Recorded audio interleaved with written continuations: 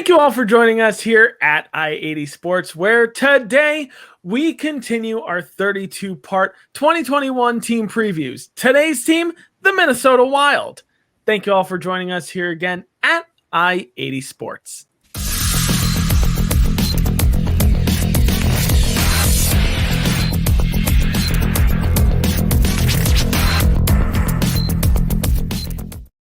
Thank you all for joining us here again at I-80 Sports. Make sure you check out our website down below, i80sports.com, for all of our team previews coming up, because we're previewing all 32 teams in the NHL before the start of the season in October. And if you're here on YouTube, make sure you like, comment, and subscribe for all of our team previews that we've got coming up. We're halfway through the Central Division. We're almost all the way through. And we're also all the way through the Pacific Division. So if you got a favorite team there, go and check out our playlist on our YouTube page. If you're on Twitter, make sure you follow us down below at I80_sports NHL. And if you're currently following us here, thank you guys so much, because without you guys, we wouldn't be able to do this on a weekly basis. I'm Brian. He's Tom. Tom, how you doing today? Doing well, and here we are to preview the Minnesota Wild, a team that sort of surprised people last year, but a team right now that has not a lot of question marks, but maybe one humongous question mark, and it still hasn't been solved yet. We will get into that later on, but why don't we just get right to the beginning of it right now? We certainly will. So let's first go back and look at some stats from last year for the Minnesota Wild. So first and foremost, what was Minnesota's record last year? Well, it was 35-16-5, which was good for 75 points, and they finished third in the NHL West Division last year. And they exceeded expectations last year. They were not seen as a potential playoff team, though. Gotta give myself pats on back. I was one of the people that believed in the Minnesota Wild, and lo and behold, they ended up making it. Power play and penalty kill stats, they were like right in the middle. They were right at league average. They were slightly below average on the power play, sitting at 17.58% on the power play. The league average is 19%, so they fell about 2% below that mark. On the penalty kill, they were slightly above average, slightly above league average, sitting at 80.75% on the penalty kill.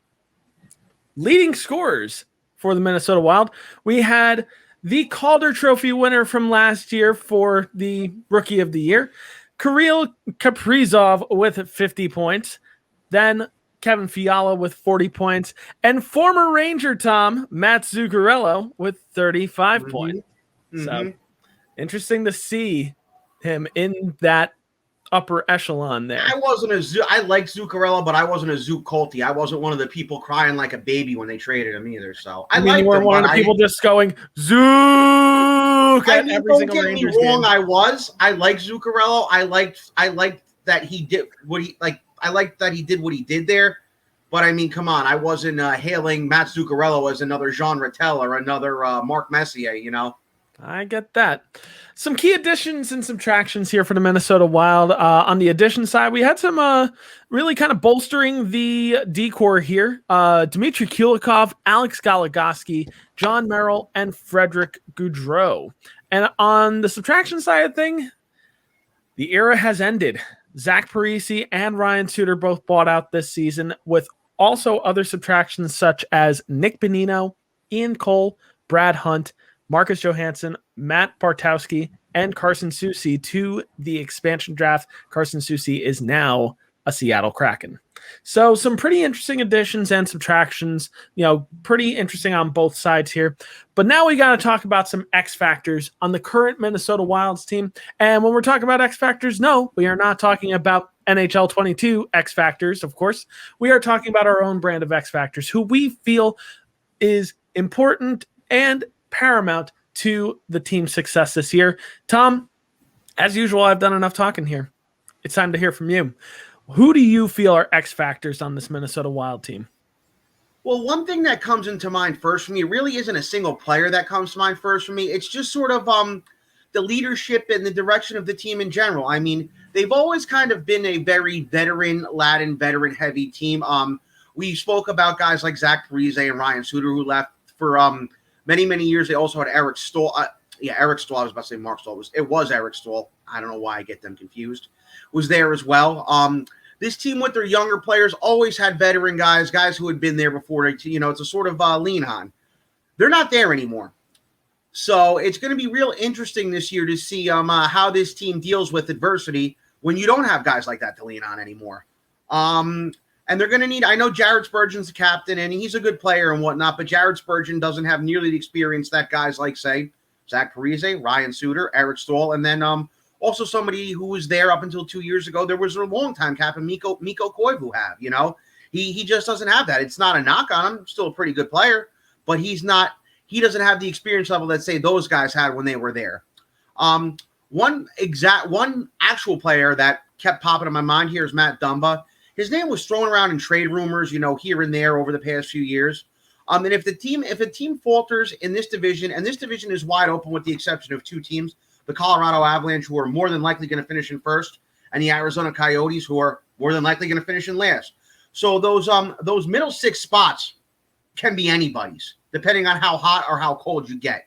But if Minnesota is on the outside looking into the deadline and it's looking like that they might not make a run for the playoffs, I could see them moving Matt Dumba, especially with the cap situation. Right now with Kirill Kaprizov, his future we still don't know. They have $12 million left in cap space.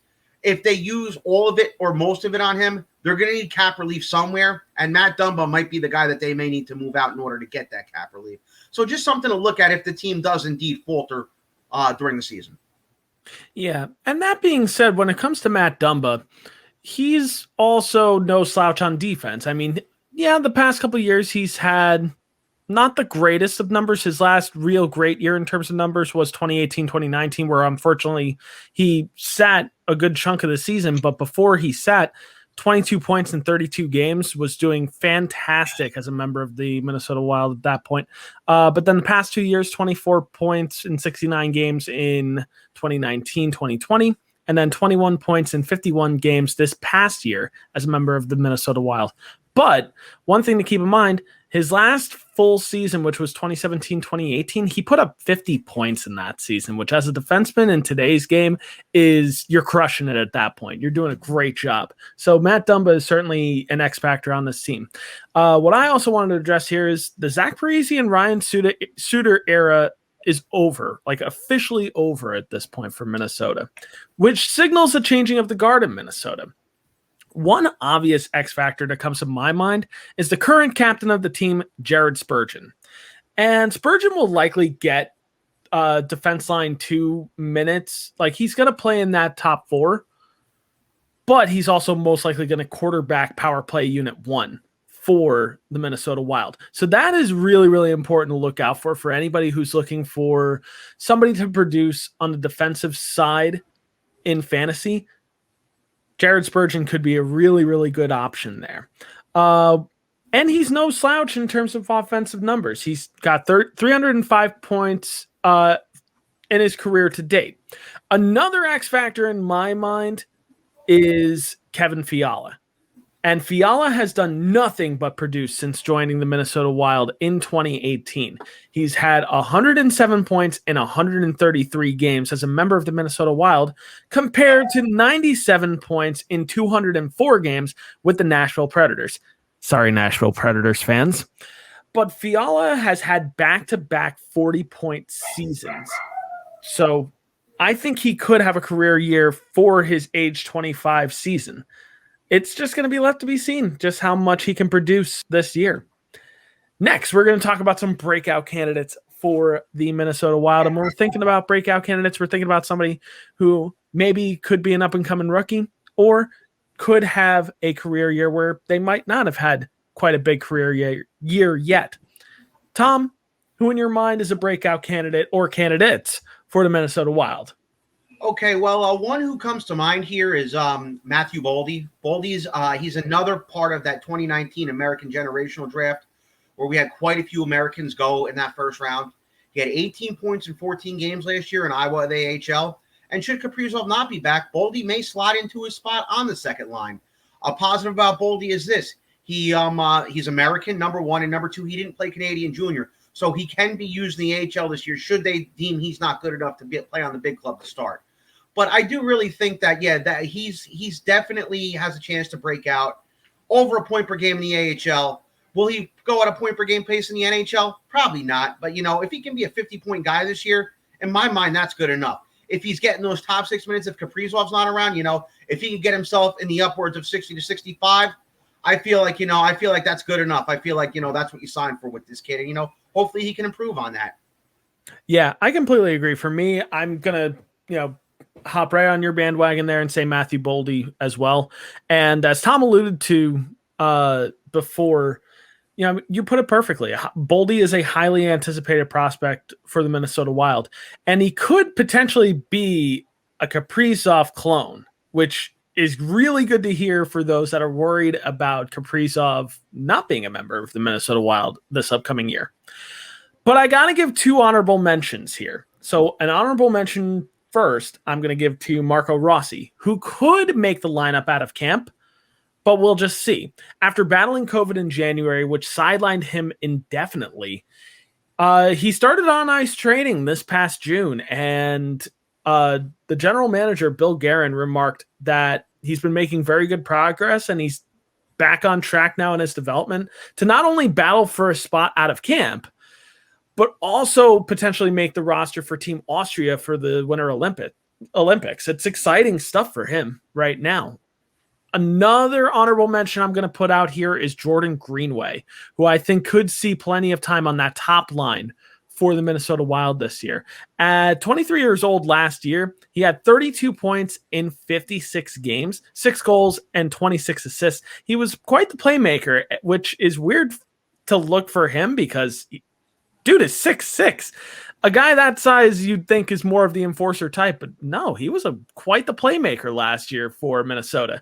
And I think he could be in line to have a career year if he gets a full 82-game season. The last time he had an 81-game season was his rookie year in 2018, where he had 12 goals, 12 assists for 24 points in limited time. He only averaged about 13 minutes of average ice time in his rookie year. Now, over the past 2 years, he's up to about 15 minutes of ice time. This year, he could go up even more, maybe be at that 16, 17-minute average ice time this year. Jordan Greenway could be a person to really kind of look for this year for the Minnesota Wild. But speaking of him possibly being on that first line, let's talk the potential opening night lineup here, which we got to preface it with this. It's the beginning of September right now as of recording this. So a lot of things could change between now and when the season begins in October.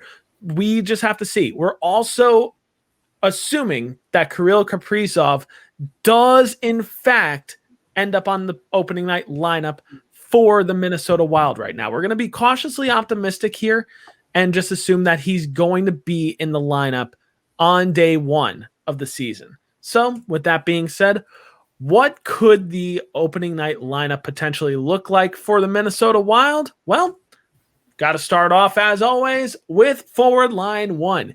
And we're moving from left to center to right, left wing, center, and right wing. We've got Jordan Greenway with Joel Eriksson Ek and Marcus Foligno.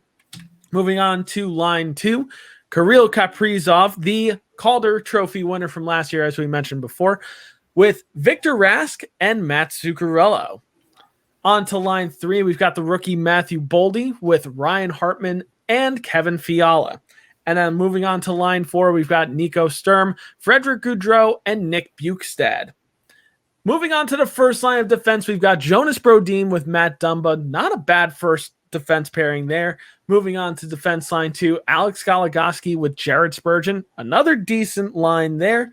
And finally, defense line 3, the newcomers, Dmitry Kulikov and John Merrill, both former Devils. Just wanted to point that out there just because, well, Devils jersey. Yeah, didn't have a Minnesota jersey. I just needed to go with something that was close to color. And, well, let's just be honest. The reverse retro for the Devils basically looks like the Minnesota Wild jersey. There's just no two ways about it.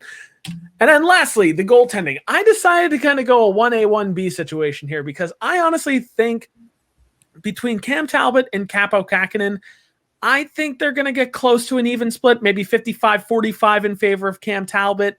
maybe close to 60-40 in favor of Cam Talbot. But if Capo Kakinen performs well, he could easily slip into that 1A situation. But Cam Talbot right now is the de facto 1A for the Minnesota Wild, with Capo Kakinen being the default 1B solution for the Minnesota Wild. So I got to say, it's not a bad looking lineup for Minnesota. It's really not. It's really a decent lineup top to bottom. But now we got to talk about some variables, because some things could change between now and October. Some things could change between October to the trade deadline in March. So we got to talk about that and address that right now. Tom, what do you think are some variables to this lineup? I mean, the obvious one here is Kirill Kaprizov. As of today, he has no new contract. There's no agreement in place, and there's no guarantee that he will be back in Minnesota. But believe it or not, today is September 7th. And believe it or not, this actually probably bodes better for the Minnesota Wild as it goes on. Reason being, the KHL season has started. It started about a week ago. And he's not playing in the KHL right now for CSKA in Moscow, which was rumored way back in the summertime that he would join up with them if he didn't get the contract he wanted. Another variable here is the curious case of Marco Rossi. You know, he was highly regarded in that 2020 draft. Minnesota drafted him, obviously. He didn't really play last year, because of COVID. After the World Juniors, he got very, very sick with COVID, had a lot of problems, had to return to Austria, and didn't play at all. And even if he wanted to play last year, he wouldn't have been able to, because his junior team, the Ottawa 67s, the entire OHL season shut down last year. They didn't play a single minute. And he didn't play in Austria, obviously, because his health wasn't good enough. On September 23rd, he's going to turn 20 years old, which means he will age out of junior hockey, which means he's eligible to go play for the Iowa Wild. If he should he turn heads early in camp, accept him to be with the big club. If he tears it up in the AHL, expect him to be there. Or if they have an injury to start, expect him to be there. I do think you'll see Rossi in the NHL this year before it's all said and done. You might just not see him there at the very beginning. There's one other thing I want to address here, and it actually has nothing to do with the Wild. Yesterday during our Winnipeg Jets season preview, I posed a question about players who were in the AHL last year and who should have been playing in junior but couldn't for reasons beyond their control. I actually did look it up today. There's a rule in place this year that if you played 20 games in the AHL last year and you're a Canadian junior player under 20 years old, if you play 20 or more games in the AHL, you're eligible to play again in the AHL this season, and you don't have to return to your junior team.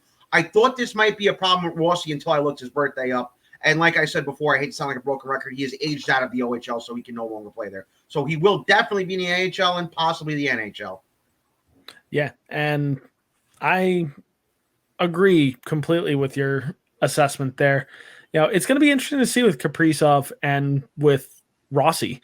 I mean, I think, like you mentioned, the obvious variable is Kirill Kaprizov. Will he be a Minnesota Wild this year? I'm going to cautiously optimistically say yes, but we still need to see it happen.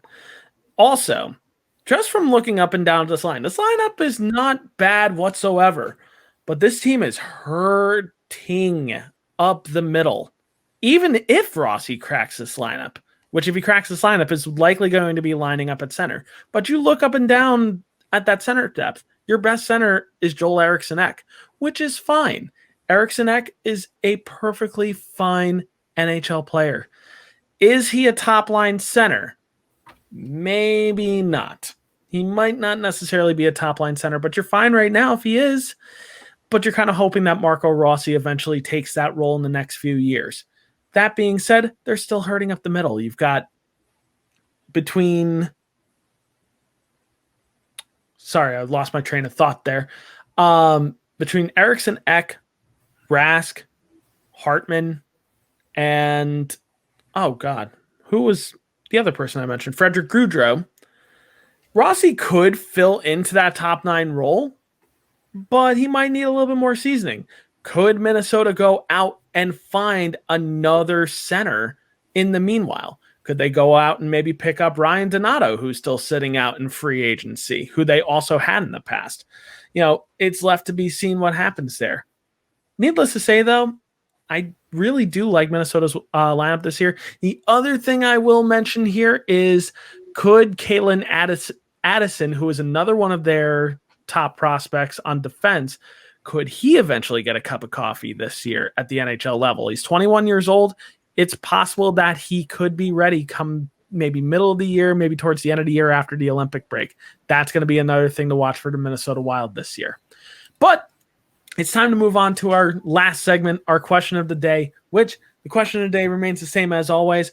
Where did the Minnesota Wild end up and finish in the Central Division? Tom, let's start with your assessment. Where does Minnesota finish in the Central?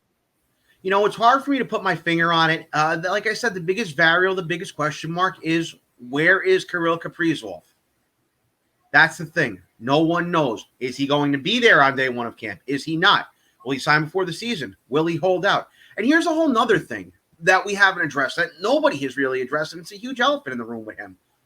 Sophomore jinx. How many times have you seen guys come in and win Rookie of the Year, and then the next year they decline? Am I saying it will happen? No. Could it happen? Yes. It could very well happen.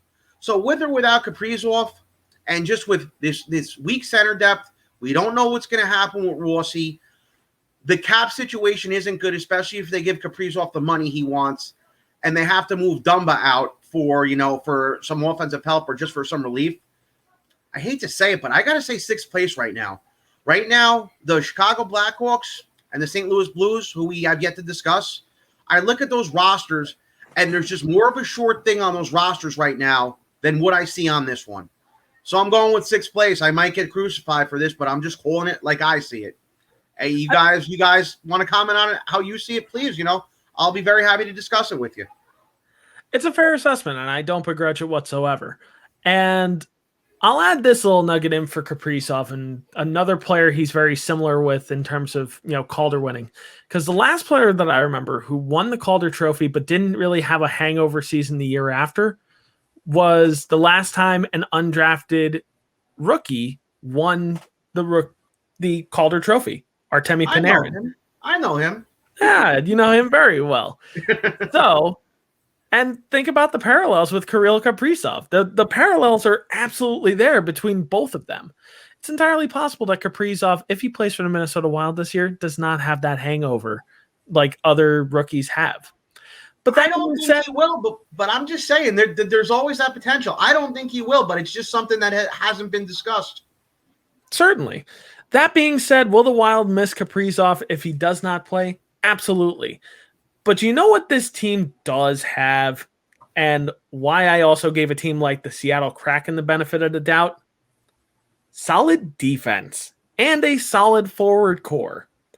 Kaprizov would be the icing on the cake, but if Kaprizov does actually play, they could finish much higher than what I'm actually going to predict. But I'm not predicting this based on Kaprizov being in the lineup, despite us actually, projecting him to be in the lineup. I think even without Kaprizov, the Wild will finish, and this might be controversial, the Wild will finish in fourth place. I honestly like this defense core that much. Plus, I also think their top forwards between Kevin Fiala, Matt Zuccarello, Jordan Greenway, Joel Eriksson-Ek, and even Matthew Boldy, I think they're a lot better than a lot of people give them credit for. And I think they're going to show that this year. I could eat my words also. We're just going to have to see. But as always, guys, what do you guys think? Do you guys disagree or agree with our assessment?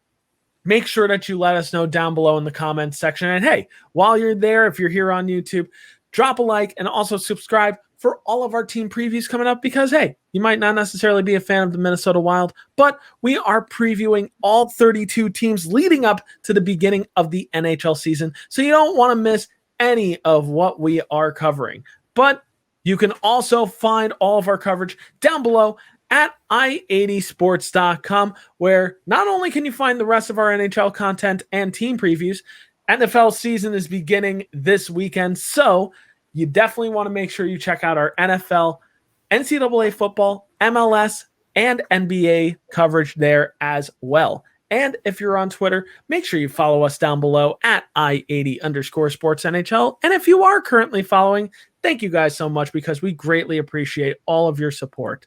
But it's time to move on to a different team. It's time to move away here from the Minnesota Wild I'm Brian. He's been Tom. This has been our Minnesota Wild 2021-2022 team preview.